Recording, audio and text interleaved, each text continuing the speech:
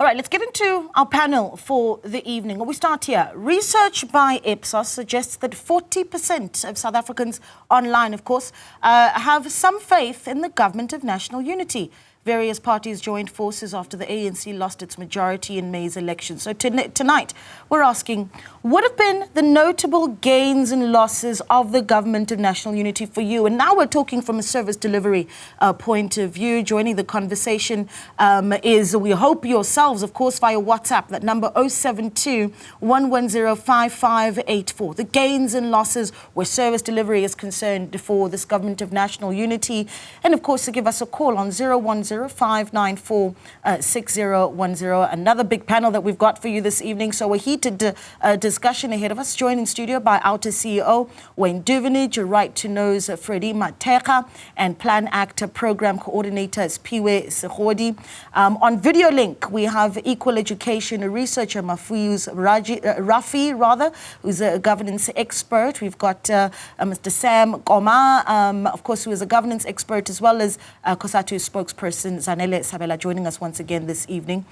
I don't know if there's ever a good time to assess when government is working or not. And I think that the sooner we do it, the better, so that if something is wrong, we correct course. But I want to start with a big issue that we've been watching today, one of the leading stories that we're covering today, of course, and that being the Para matter, as it's been heard in the Constitutional Court. That matter led now by the EFF. And Wayne, I'm going to start with you, because I wonder if there is an assessment of where we are with the government of national unity. Early on in the seventh administration, you yourself talked about the parties in the GNU not being too shy to hold the president to account on the Para matter. Where we are now with that issue, what does that say to you about how this government of national unity is working where accountability is concerned? Let's start hot. Yeah, look, I think it's good. You know, there's no holy cows, and that our government must continue to work and hold everybody accountable, so nobody is above the law. And we're glad that that's finding its way into courts, and let's see how that pans out. But I guess our assessment, 4 or 5 months now into government of national unity, is that things are looking better. I think we can start to see the green shoots of good developments. Look, this is the biggest positive shift since our democracy. We've seen a change of government from a one-party dominant government to a shared government. And we're also seeing the corridors of power opening up and allowing us in to share some of our real serious experiences around maladministration and corruption in government. And these are good things. And you can see that in the rand improving. You can see that in the bonds and the rates. These are all the good signs that we're heading in the right direction. But it's going to be a bumpy road. There's no doubt about it. There's some pushback from certain parts of sectors of society and organizations who don't really agree with this agenda. We've seen that from Cosatu. We've seen that from the SA Communist Party. And so it'll be interesting to see why they are concerned, because we believe this is the route we have to go if we're going to fix this country. Yeah. Should we hear from an alliance partner of the ANC who's now watching an alliance also now with other parties? Zanele Sabela, good evening to you once again. I think just to start off, Cosatu's assessment of whether or not this government of national unity is finding its feet. We've been watching, for instance, the establishment of a clearing mechanism to deal with disputes. Are some of these structures working? Hi, Naledi. Thank you very much for having us. So for where Cosatu is sitting, it's a mixed bag in terms of the GNU. It's no secret that, you know, we would have preferred for the ANC to have a minority government. But this is the way they chose to go. And so it is what it is. But then we were very clear from the very beginning that we didn't want the rights that, you know, workers have gained since the beginning of democracy to be rolled back in any way. And so we are wanting to defend that. We'll defend that. And there's been mutterings, you know, from the DA in the GNU, where they've said that they will take the Employment Equity Act to the Constitutional Court. They will make sure that the minimum wage is eroded and actually So those kind of things that we are standing ready to guard, and we will never let that happen, because these are gains that workers worked hard for over the years, and therefore to have them roll back just because the DA is all of a sudden in government is just not going to work. And so in terms of that, it has been a mixed bag. Wayne mentions that, things are looking a lot better. We would agree. That, like inflation last week hit 2.8%, which is even under, the target band that the Reserve Bank Monetary Policy Committee targets, from 3 to 6%. And so at 2.8%, it is lower than it's been, I think, in 4 years, and for that we definitely welcome. And so that also fed into the monetary, the Reserve Bank last week actually taking down the repo rate. We expected them to at least, take it down by 50 basis points, but they didn't. They're very cautious. And so in terms of that, there are things that we are unhappy about. There is this government is very cautious. We've complained endlessly about its austerity measures, and we saw that again in the mini budget coming through, that government is just not doing what it needs to do to kick this economy into gear, to make sure that it creates jobs and grows this economy, because it's holding on so tightly, and all government is worried about is debt. The debt that we have to pay off, but then they're holding on too closely. And we've seen how it's been tried and how it's failed. Our economy is actually just lingering just under 1%. And obviously, when we saw last week also that the unemployment rate dropped just a smidgen. I mean, we don't look at the official unemployment rate. We always look at the expanded definition of unemployment, which currently is sitting at 41.9% as opposed to the 42.6% it was at. But then that was just a 0.7 drop. And when you look at young people between 15 and 24, that has actually increased. Instead of decreasing, it's increased. And so did the 24 up to 35. So our young people are actually still just chilling. They don't have jobs. Some are not in school. And so that's very dangerous for a country that's supposed to be growing. But then we must admit that, it could have been a lot worse. I mean, the ANC went into this GNU. You've seen what happened in Mozambique. So we didn't go that route, and for that we are happy. Yeah, I mean, sometimes you might argue that, making the comparison to other countries is quite an extreme one. For instance, if you look at Mozambique. But I think one of the clear assessors of whether or not the government of national unity at national level is working is if you're able to see what it does at local level, because that's where the decisions are really going to be made by regular South Africans. And of course, Siphiwe, I'm going to bring you in here. Talk to me about the work of PlanAct. Here's the trick. You've certainly got the optimism that even Wayne has talked about, and Zanele also touching on. Yes, there's the reprieve where interest rates are concerned and inflation and such, because of the positive sort of trajectory that is given to where this GNU is going. But when you get to GPU, certainly GLU, is the confidence still holding there? Yeah, no, thanks, Naledi. I mean, with regard to local government issues, maybe I should start off by saying where you started in your preamble when you asked the question whether this is an appropriate time to begin assessing. I mean, when do you start assessing? Perhaps, I mean, in my view, I would say maybe it's a bit premature because, I mean, the current government have not yet even completed its first financial year. They're still, 6 months into office. But I think that does not stop us basically from beginning to look at what direction they are taking and what are the offsprings of, the GNU.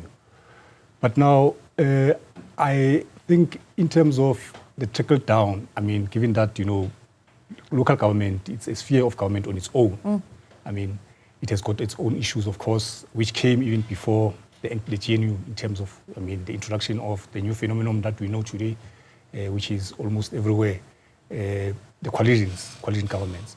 So the trickle down of whether, I mean, the government of national unity, it's impacting positively in terms of making sure that, I mean, there's stability at local government and what needs to be done is being achieved or done at local government at this point. It's not yet something that we can say in certainty that, you know, we have achieved that. Because, I mean, not very long, 2 weeks, I mean, on the 18th and the 17th of October, we had, I mean, the clusters of community of informal settlements that we work with in the city of Johannesburg, in the city of Ekurhuleni on the 17th, and the city of Johannesburg on the 18th, where we looked at this issue, actually, the same question. I mean, what does the national government of, I mean, government of national unity mean for us at local government in terms of issues of service delivery? And I mean, the feeling was that, you know, there's not yet concrete issues that one can point at to say this is the positive spin-offs in terms of, you know, local government. But I mean, we are still looking forward on some of the commitments that, or statements that have been made in terms of professionalizing, for instance, local government, whether that will happen within, I mean, the time of the GNU and what that will mean for improvements in terms of service delivery. Yeah, because here's the thing, that if you, for instance, are living in Tshwane and you're looking at what GNU looks like nationally and what it translates to in Tshwane, the political jockeying, if you're living in Gauteng, for instance, you're watching and you're seeing ANC Gauteng, for instance, reacting in a certain way to how they work or do not work with the Democratic Alliance at provincial and local government level. And that, you know, begs the question whether there's a synergy, even in that statement of intent that's agreed on at local level by everyone concerned. And I think this is where I'll bring you in here, Prof. Koma, because the trickle down of that statement of intent is incredibly important, right? Because it speaks to whether or not we're all walking on the same page at different spheres of government. What do you say to that, Prof? Yes, Naledi, you're right. I think my colleague is also quite correct. You remember at this stage, the GNU is yet to adopt its own medium-term development plan. Of course, around July, in their cabinet Lekgotla, they agreed on a minimum government program that broadly looks at the issue of commitment to build a capable, ethical, and developmental state. They agreed on poverty reduction and also the issue of tackling high cost of living and also building an inclusive economy and job creation. And also just to say that some of these broad pillars that are part of their minimum government program largely are drawn from their election manifestos, the 11 political parties that have signed up to the GNU Cooperation Agreement and the Statement of Intent. So there's not much movement in that space. So what the GNU has been seized with is implementation of already existing plans that were adopted by the previous 6 administration. So sometime early next year is then that once the GNU has adopted its own 5-year plan, which is the medium-term development plan that speaks to the 2024 to 2029 term, will then get a clearer picture as to what are its strategic priorities and what are the concrete strategies and plans they intend to put in place, but very important, also looking at the resourcing of this particular plan. And my colleagues are also quite right to say at this stage it's still early days to really make assessment of the impact that the GNU has basically done. Because if we look at our development indicators plus governance indicators, they've remained static. That is, the unemployment levels remain high, the poverty levels still remain high, inequality levels remain high. On the governance front, corruption remains endemic throughout state institutions, and we are yet to see what is the concrete anti-corruption strategy that the GNU intends to put in place. But also, I wish to add that one can describe the GNU at this stage as a government that is operating more on a crisis management mode. It is faced with multiple crisis situations, namely the water supply crisis. My colleague already flagged on that. If you take the crisis of illegal mining at the moment, you also have issues of the high electricity tariff that is also adding to this high cost of living. So this government, at this stage, they are responding largely to these multiple crisis situations. And of course, it is good that we see visibility on the part of the various ministries. You take the security cluster ministers, for example, they've been on the ground responding to some of this crisis situation. The Minister of Health also has been on the ground dealing or tackling the issue of food poisoning.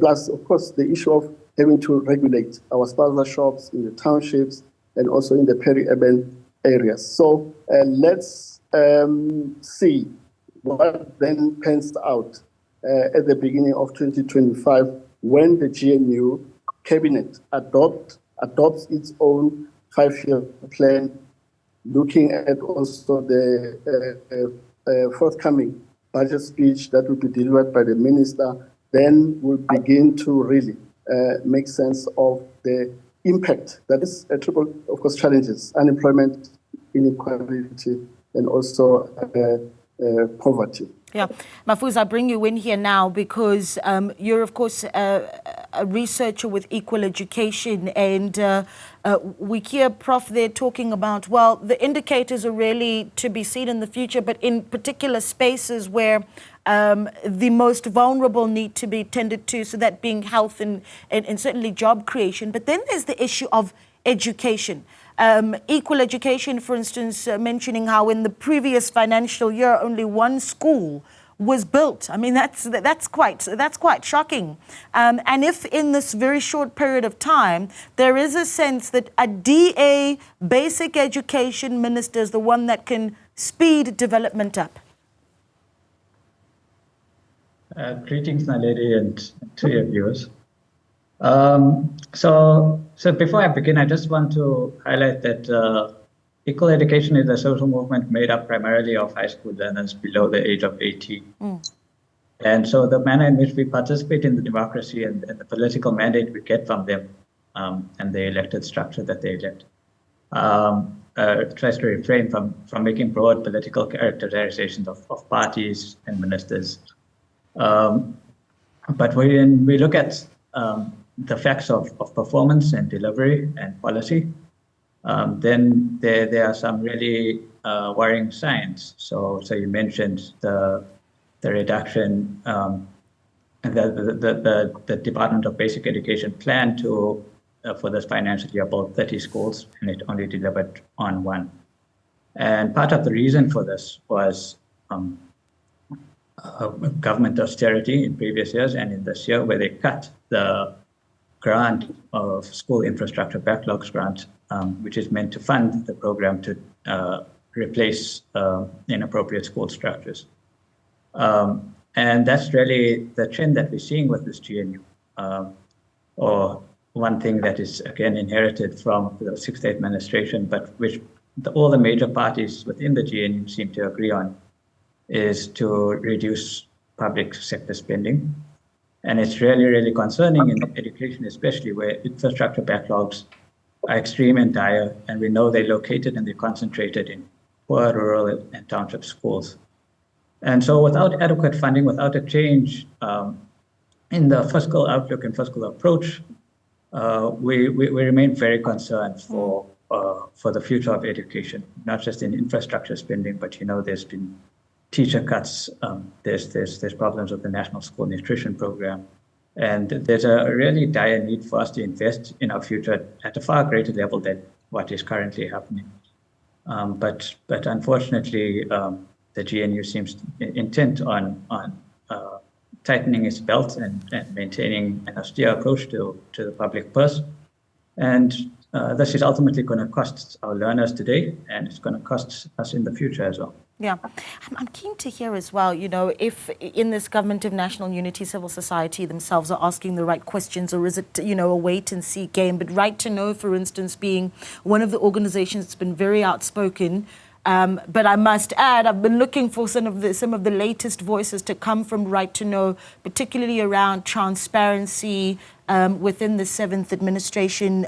You've been very vocal about, for instance, the secrecy bill, access to sensitive state information.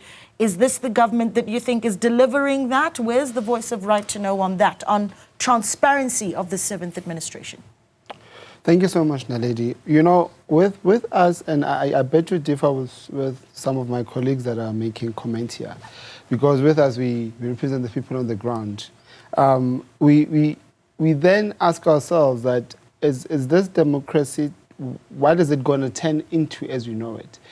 You know that when we speak of democracy, speak of separation of power from a local level, provincial level, and the national level. So now when we used to speak of separation of power, we speak it within the confines of one political party.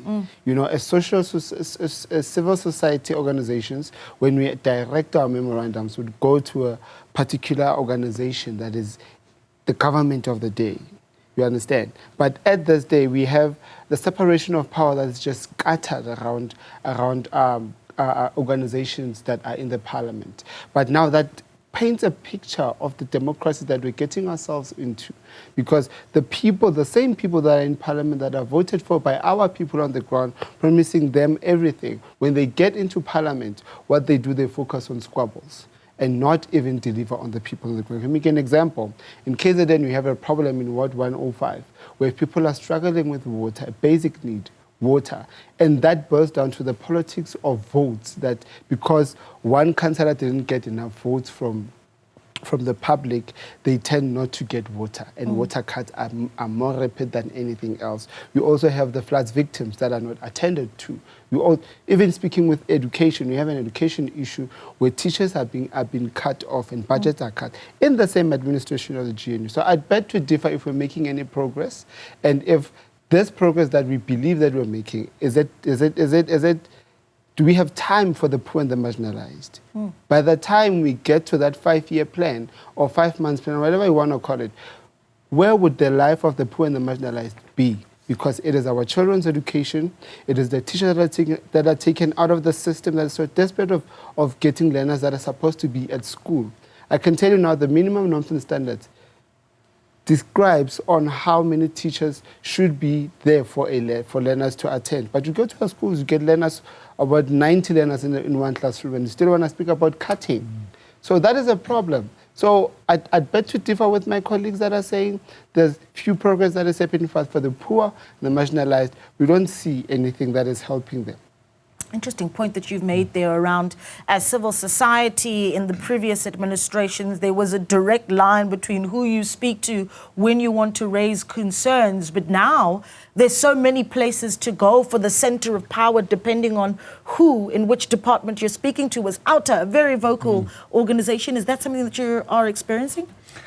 Yeah, it is. And the problems are at all three spheres of government. And we're hoping, look, it is early days, and I hear what Freddy's saying, but for us, you've got to look at the green shoots. Where are we seeing the right noises? Where are we seeing the call for transparency, system change?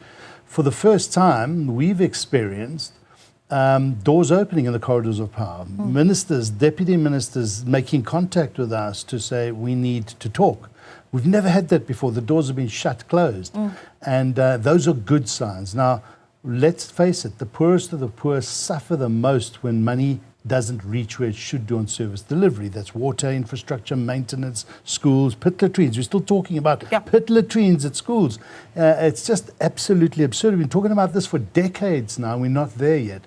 So what we've got to do, and you saw the Auditor General's results today, is, and she's appealing to the 7th administration, your turn now, your time needs to ensure that there's accountability, that we start taking action, that we make sure that the money goes where it goes to. I mean, our skills development levies, that we are paying out of our funds, out of our salary funds to higher education.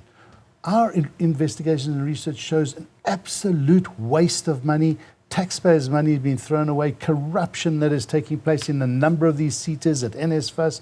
This is a department that we believe, higher education under Bladen Zamanda, needs to have a commission of inquiry. It's so bad. It is so rife throughout this department. And if we start fixing that and we can start getting the money to the students who need the education, the skills development, we start to uplift our country. And that's been missing for so long. And that's why we're saying the green shoots are there. Now, we must never get complacent, sit back and say things are all okay now. Not by a long way. Corruption is more rife today than it was during Jacob Zuma's years. That from our observation of things, it is so endemic. It is the tentacles of these criminal syndicates are so deep in many of these departments. We have got a lot of work to do as a country to undo that, to cut those tentacles off. And I think what we're calling for is capacitation of the criminal justice system, in skills, in systems, in taking down the silos, working together, SARS going after, following the big money movements. And I'm sure we're going to get there. I'm actually very positive that we're going to get there. But we have to work together, civil society, business, government, labor, together to fight the scourge, because it is still so rife at the moment. You know, one of the snags that perhaps may come along is that we are wrapping up 2024. And a lot of our guests this evening saying it's still early to tell if GNU was working. But let's not forget, as we get into 2025, a lot of political parties have their eye on 2026. So is there going to be synergy in working together when the race already for local government does then start to kick off? We'll take the conversation further and taking your WhatsApps as well on 072-110-5584 or give us a call on 010-594-6010 asking, what do you think so far have been the gains and losses of this government of national unity? What's working? What's failing? I did see one message on X a little bit earlier saying that they're enjoying seeing the competitiveness between the various departments depending on who's running them and from what party to try and show that they are making things work. That certainly is exciting to watch. Anonymous in Mamelodi says, the GNU is still very young and all seem to be improving in a short space of time. To me, it shows that investors always wanted the DA in government. Very interesting. Okay, we're going to take more messages on the other side of this short break and then talk about what we can do in the short time that we have before electioneering for 2026 certainly does start. Just stay with us. We're back in a moment. It's been quite the year, hasn't it? And of course, we haven't wrapped it up, but we're certainly moving to that point. We thought, let's reflect on where we are right now with this government of national unity, its gains and its losses in the past few months. Taking your calls on 072-110-5584. Really keen to get your assessment, or give us a call on 010-594-6010. We're still in studio with our panel. Freddy, you made a really interesting point during the break there around well, as we get closer and closer to 2026, one thing that we might expect is how the voter starts to view each and every political party as they come and, canvass to them and say, 2026, give us your municipality. Yeah. You know, if you can check the way at which the voting rate has been declining over the years. And that has to tell us that something is wrong. It's either with the ruling party or with the other government. Or people just lost interest in elections. And that is a very striking point, because to make democracy work, people have to go to the polls. And people have to be loyal to whoever they believe will deliver for them. But now we are at a position whereby they believed and sold their votes to people who go, as I said earlier, they went into parliament and got into squabbles. But now, what does that reflect on the ground when these political parties are now going to ask people for their votes? You're going to find a situation whereby people don't even want to speak about political parties, and that is a very alarming effect, because we'll be running into a country that is ungovernable. Because if people are associated to a political party, at least they have a discipline that disciplines them. But if they're not in a political party, we should be afraid of that point, because people will lose interest in voting, and therefore democracy will not work. It's an interesting point, because then it speaks to whether or not the voter in a government of national unity sees the diluting of party identity for various political parties. And perhaps from Cosatu's point of view, Zanele, you can talk to us about whether that's an issue. And this is from your membership's point of view. You know, when we started this conversation, you talked about how Cosatu wasn't necessarily happy with the formation of this government of national unity, feeling a minority government should have been formed. So within the membership of the tripartite alliance, now I'm talking ground level, has party identity been lost? Not at all, not at all. And for that, we can thank the DA. You'll know that the president actually signed the NHI bill before the elections, and then he signed the Bella bill.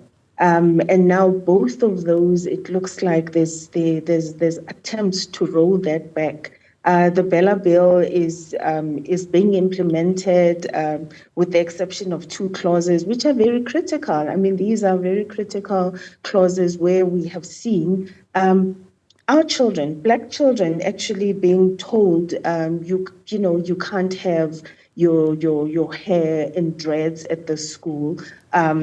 Children being pulled by their dreads, literally, and so those kind of things, and children being declined admission from a school that's in the area where they live, which is where they're supposed to go.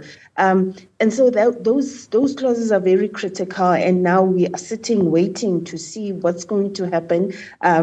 In that the president thought, the partners in the GNU should actually have time to have an input. But the DA was sitting in Parliament the whole time, and despite them voting against the Bella bill, it went through. So it carried through because it's a 6th administration bill that went through. And so the NHI also, there's attempts to roll it back. And so for that, there is no dilution of party identity because of what the DA keeps doing.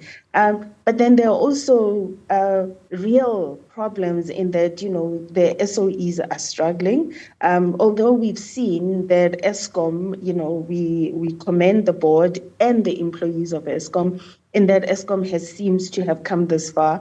Did you ever think we'd sit somewhere and talk about, it's more than 230 days without load shedding? And so that's happened, and that's a good sign. But it needs support. ESCOM needs support just as much as Transnet needs support, just as much Metro Rail needs support. Those entities are actually what makes this economy tick.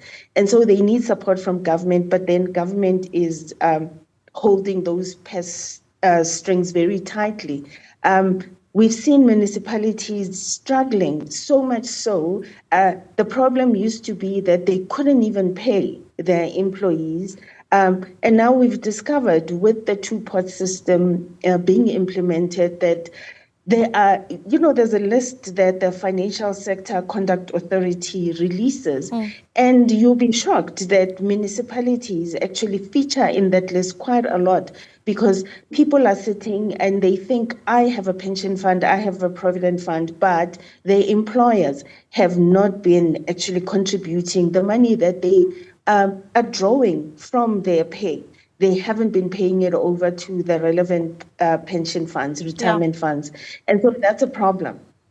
And those are the things that, we need to be worried about. Look at the the SA Post Office, how thousands and thousands of workers were retrenched, and now it's hanging on by a thread. It's another SOE that actually needs government to put some money in it, because there is a business plan that's just waiting to go, but there's no money.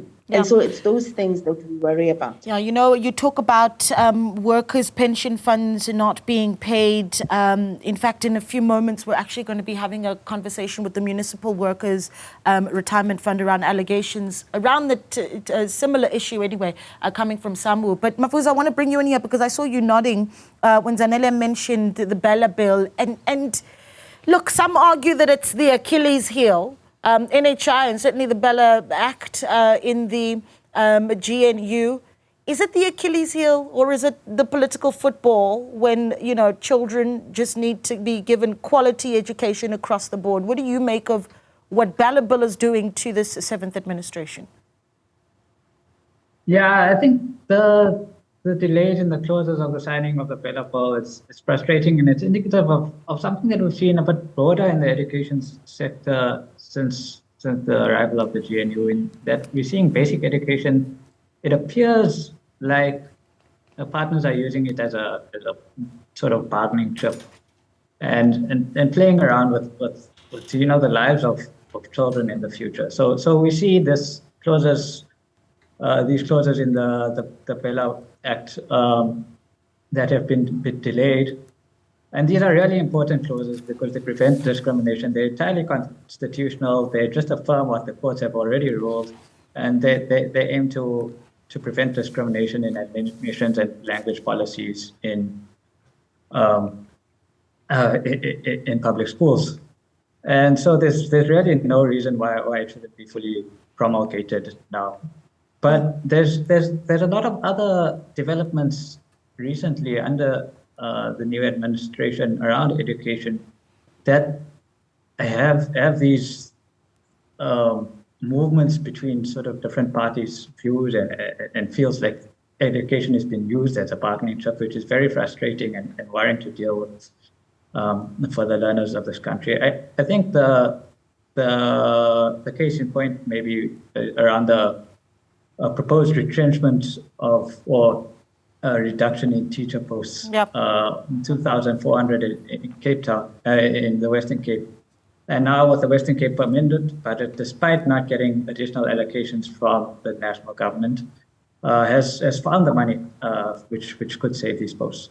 Another example, I think would be the revisions to the norms and standards, which has taken out the timelines that were due. Which is a key site of accountability. So it's very frustrating, certain developments in the education space and how it's been used and abused by different parties in the system. Okay. They are concerned. That's going to be an issue certainly in 2025. Let's take calls. 010-594-6010. Loiso is calling in from Mthatha. Loiso, good evening. Hi, how are you? I'm well, sir. Thank you so much for calling. Tell us, what are your thoughts? Yes, to me, I think the GNU is going to work. I can see the positive things. It's only because of the DA. You can ask yourself, why all the DA-led municipalities always pass the Auditor General audit? It's because they are corruptless. There's no corruption there. Whereas all the ANC-led municipalities always pay the Auditor General audit. You can see those who are complaining, the likes of SACP, the likes of MK and EFF. Let's start there at MK. Look at the characters there. Look at the MPs. All of them, 90% of them are there in that Zondo Commission, are implicated in that Zondo Commission. SACP complaining, it's because of the begging of the stomach. They want positions, they want blue lights. We ask people on the ground, we want service delivery. We don't care about what happened in the 1932, 1942. No more. We're not fighting now. We want service delivery. Something the ANC has failed to do. We want service delivery. That is why DA is there now. I'm happy. Okay, thank you so much, Loiso Mthatha, and I think this is something for you to answer, Siphiwe from PlanAct, but we'll do it after the break, because what we'll do actually, and we'll wrap things up and hear final thoughts from our guests around what needs to be prioritized. But Loiso there and Mthatha saying where the DA leads, there's no corruption. We'll hear from Siphiwe from PlanAct if he agrees with that view. Taking your WhatsApps, 072-110-5584. We're back in a moment. Well, as we get closer and closer to the end of the year, we're talking what are the gains and losses so far of this government of national unity. And just before the break there, here on Newsfeed PM, the late edition, Loiso Mthatha called in and said, I mean, it's quite a thing to hear, right? It also speaks to the perceptions that people have of certain political parties. But you can speak to that. Where the DA leads, there's no corruption. It's pure. Yeah, no, that's simply not correct. It's not true. I mean, when you look at where DA led for the longest time in the city of Cape Town, currently, I think the former mayor and some associates are still in courts for corrupt activities. So that is not correct. If you look across, you will find some elements within the DA which are also involved in corrupt activities. Okay. But maybe if you may allow me to... Yes, go ahead. To mention that, I mean, in terms of one gain that I might also want to attribute to the current GNU, I would say the fact that, I mean, there is stability, political stability. I think that on its own, I think it's important politically. I think there's stability in the country. But also the fact that in terms of governance at national level, we are not seeing, at least up to so far, we haven't seen, what we've been seeing in local government where there's scramble for mayoral change. We change mayors frequently. So far, at least, we haven't seen those, incidents at national where, there's that contestation for presidential post. But we don't know. We are still in the early days of the GNU. We don't know where this will lead to. But also, I wanted to also just go a step back to say, when you look at, the GNU in relation to local government, there's, that separation of the spheres of government. And from what we understood, there's not necessarily relations between, the coalition that they've formed at national level with what they look like at the local level. Provincial and now, there's not that arrangement, and you're not sure whether, that on its own would, be helpful because other spheres of government are also, are also autonomous, and they're arranging themselves the way they are, and we might have local governments that are, for argument's sake, run by the opposition. We don't know, so we don't know what that will have implications. Okay, and that's something to see in 2026. I'll tell you that.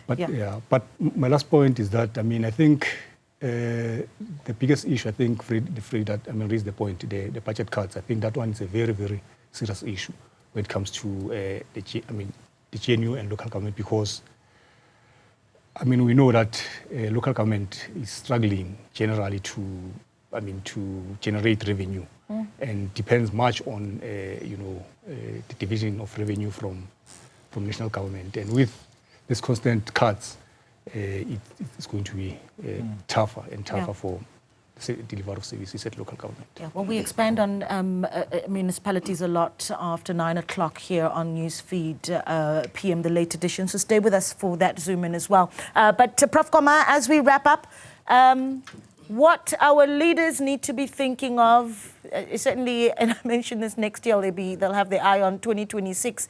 But as P was saying, at national level, we have political stability. Do you agree with that? Yes, this was affirmed by the S&P Global when it revised our investment outlook to positive. They flagged the issue of political stability arising out of the formation of the GNU as the basis for the decision that they made. So it's a plus on that score. But I think what needs to be the key priorities topping the agenda of the GNU going forward, one, it should be a jobs plan.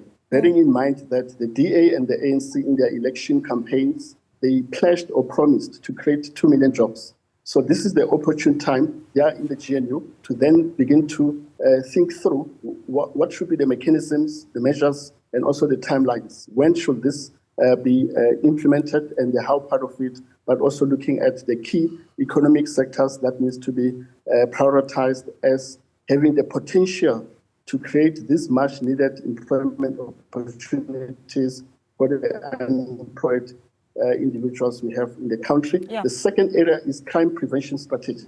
They need to really pay attention to this area and also look at the adequate resourcing of our criminal justice institutions, your SAPs, the Hawks, and also the prosecuting authority in terms of course, ensuring that it is able to acquire the best talent available in the market in terms of your investigators, the prosecutors, and other array of personnel or employees they need in that space. Yeah. And also the third area, which is also crucial, is an anti-corruption strategy that needs to be looked into.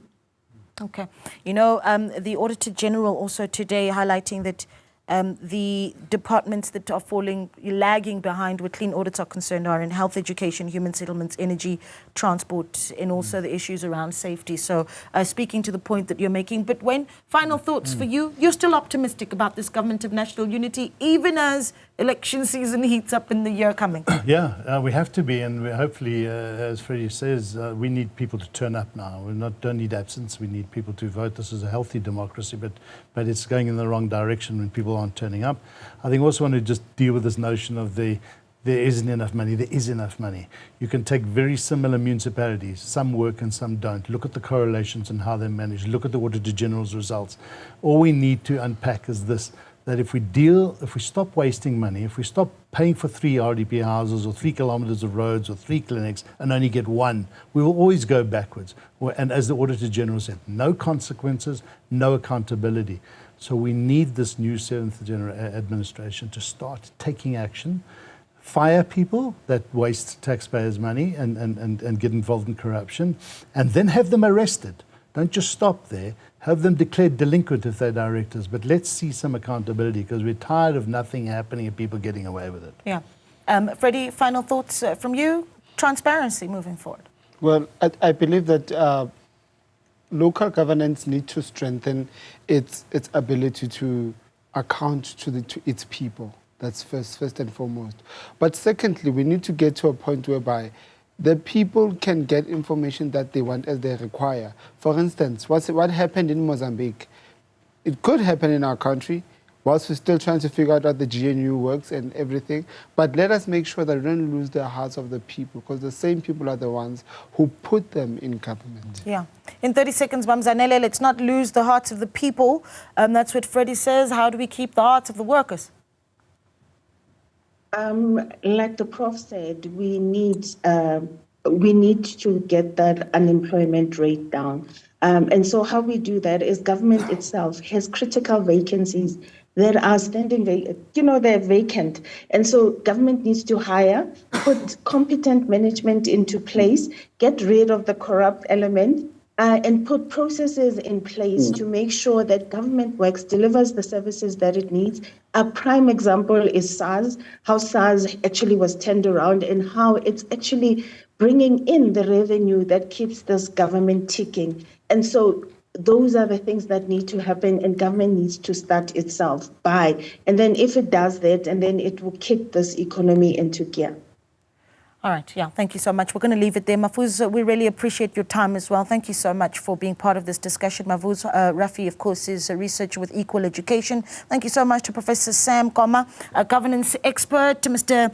Zanele Sabela, who is, of course, spokesperson with Cosatu. In studio with us, Mr. Siphiwe Segodi, a PlanAct program manager. Thank you so much to Mr. Freddy Mathekga of Right to Know, continuing to ask for transparency, and the always outspoken Outa, their very own Wayne Duvenage. A really interesting discussion.